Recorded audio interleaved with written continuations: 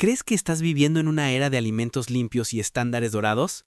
Sí, eso es lo que tú piensas, pero a veces las cosas más familiares en los estantes de los supermercados estadounidenses hacen que el resto del mundo se pregunte horrorizado, ¿de verdad comen esto?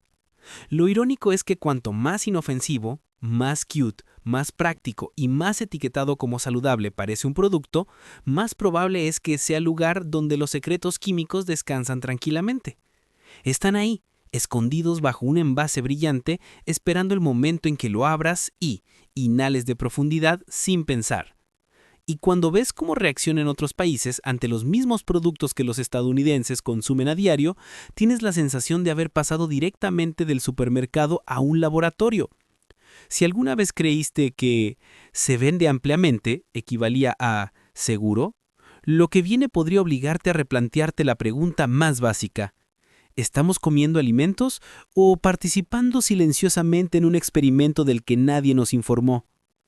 Así que empecemos con una paradoja perfecta. Un tentempié pensado para una noche de relajación. Terminó obligando a los médicos a inventar el nombre de una enfermedad completamente nueva. Número 1. Palomitas de microondas, el snack que puede perforarte los pulmones.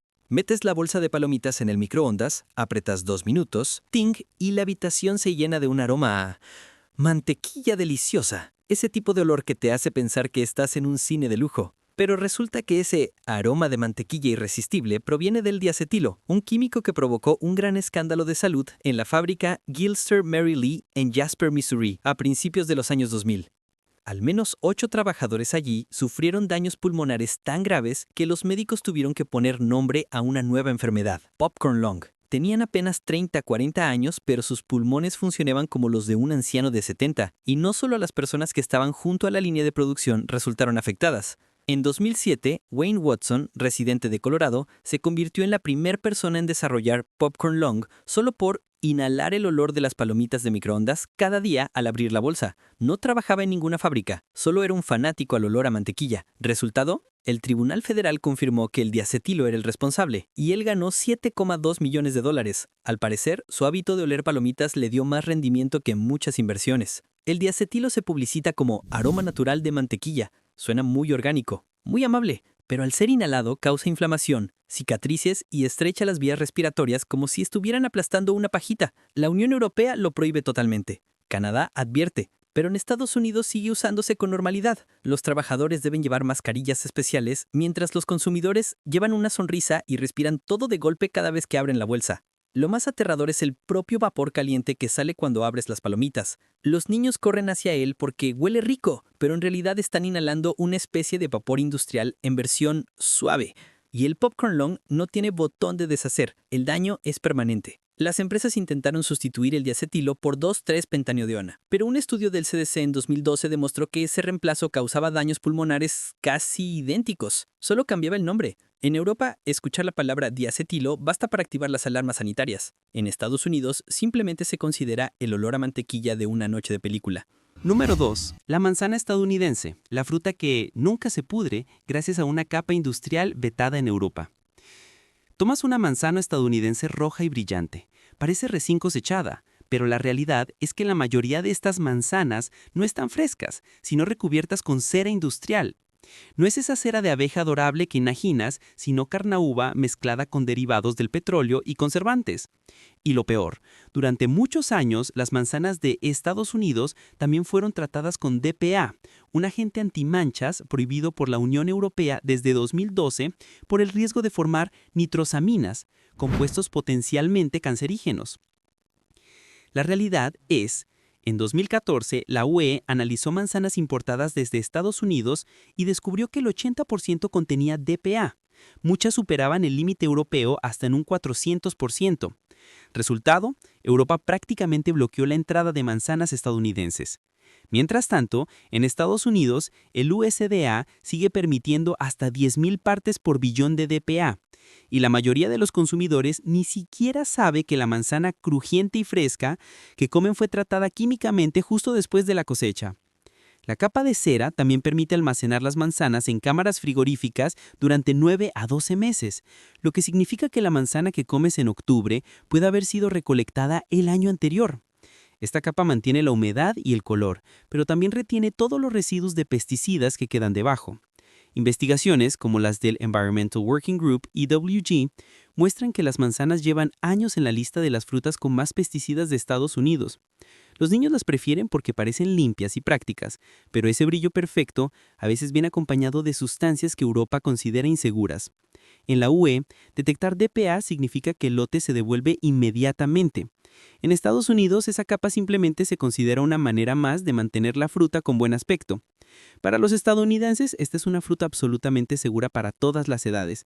Pero en Europa, esa misma capa hace que las agencias de control revisen cada detalle antes de permitir que la manzana cruce la frontera. Número 3.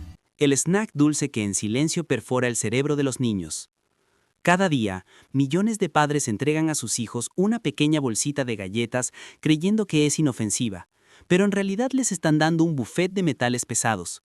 Plomo, arsénico, cadmio, sustancias para las que los trabajadores deben usar equipo de protección, aparecen en galletas, snacks inflados, cereales e incluso en alimentos orgánicos para bebés.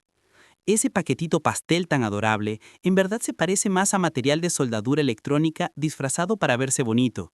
Y esto no es una sospecha. Un informe del Congreso de Estados Unidos de 2021 reveló que Gerber, Beechnut, Happy Baby y Earth's Best utilizaban ingredientes con niveles de metales pesados por encima de los estándares. Algunos lotes de puré de batata tenían tanto arsénico y cadmio que Canadá los retiró del mercado, mientras que la versión vendida en Estados Unidos permaneció tranquila en los estantes.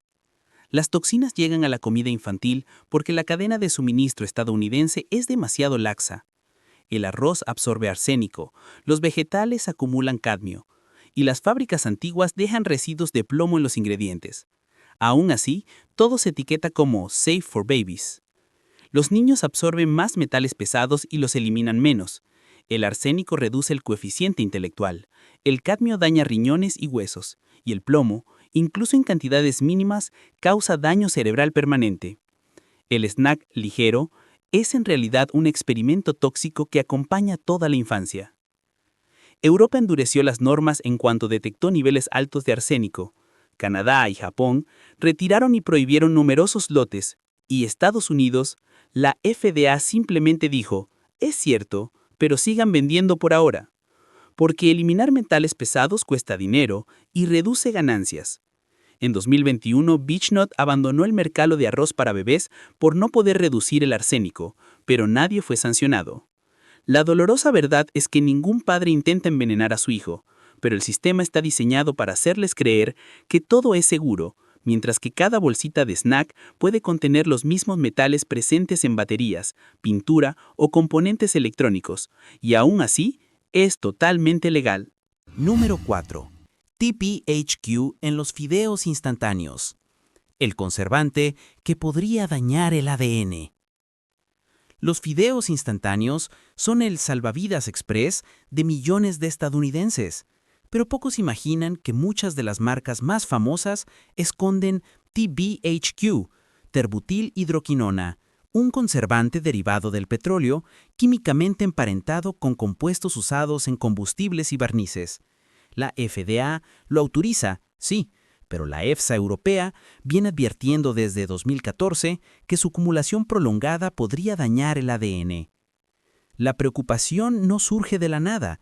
Un estudio de la Universidad de Massachusetts, 2012, demostró que el TBHQ puede alterar el sistema inmunológico y un informe del EWG, 2021, reveló que interfiere en la señalización celular, un mecanismo clave vinculado al riesgo de cáncer.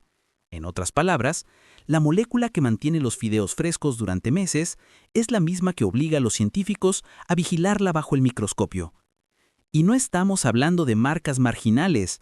Maruchan Ramen, Nissin Cup Noodles, Top Ramen e incluso algunas líneas de Nongshim e Indomie vendidas en Estados Unidos han sido señaladas por EWG y CSPI por contener TBHQ en el paquete de aceite o en el sobre de condimento.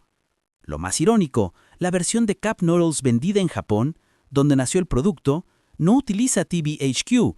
La versión estadounidense sí, simplemente porque los estándares del país lo permiten.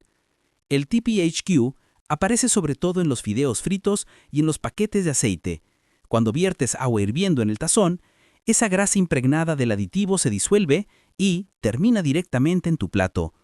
En pruebas de digestión simulada, los fideos con TBHQ permanecieron casi intactos después de 2 horas, mientras que los fideos frescos se descomponían en apenas 20 minutos. Esa diferencia ha llevado a los científicos a preguntarse qué sucede en el organismo tras años de consumo frecuente.